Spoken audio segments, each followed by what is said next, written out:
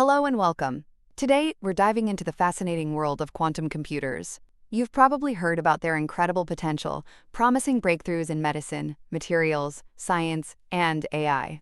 They achieve this power by using the strange rules of quantum mechanics, like superposition and entanglement. But here's the catch. The very things that make quantum computers powerful also make them incredibly delicate. Unlike the robust zeros and ones of classical computers, quantum bits or qubits exist in a fragile state of both at once. They are extremely sensitive to their surroundings. Tiny changes in temperature, stray fields, even vibrations can disrupt them.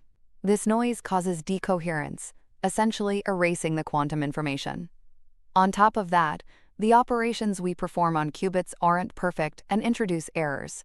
For quantum computers to tackle truly massive problems, they need to perform millions, even billions of calculations.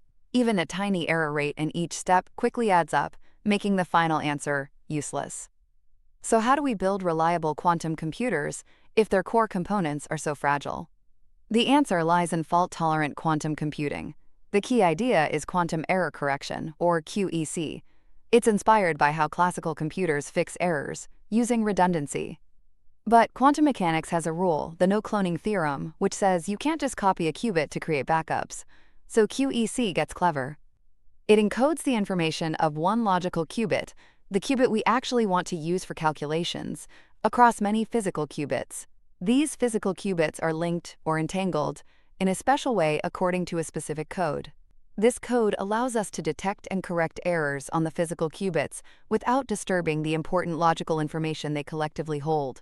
How do we find errors without looking directly at the fragile quantum state? QEC uses something called syndrome measurements. These are smart checks that look at properties of groups of physical qubits. They tell us if an error occurred, where it occurred, and what kind of error it was, all without revealing the underlying logical state. There are several QEC codes, but one leading candidate for building practical quantum computers is the surface code. Imagine arranging physical qubits on a 2D grid. The surface code uses extra ancilla qubits to repeatedly check specific groups of neighboring data qubits. If a check gives an unexpected result, it signals an error nearby.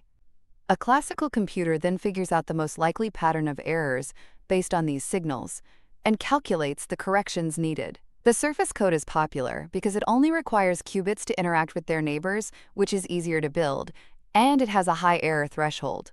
This threshold is crucial. If the error rate of the physical components is below about 1%, the surface code can theoretically suppress errors indefinitely. Getting below this threshold is a huge goal right now. Building fault-tolerant systems using codes like this is a massive engineering challenge. We need potentially millions of high-quality, uniform physical qubits just to create a useful number of logical qubits. We need precise control, fast measurements, ways to connect qubits without interference, and powerful classical computers to run the error decoding algorithms in real time.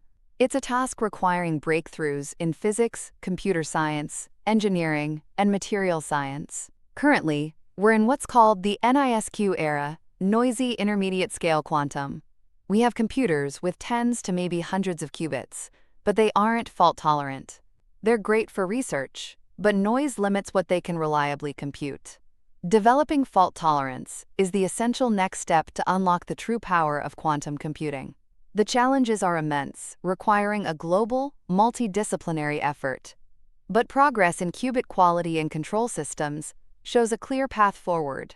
Taming the qubit through fault tolerance will be key to realizing the revolutionary potential of this technology. Thanks for listening.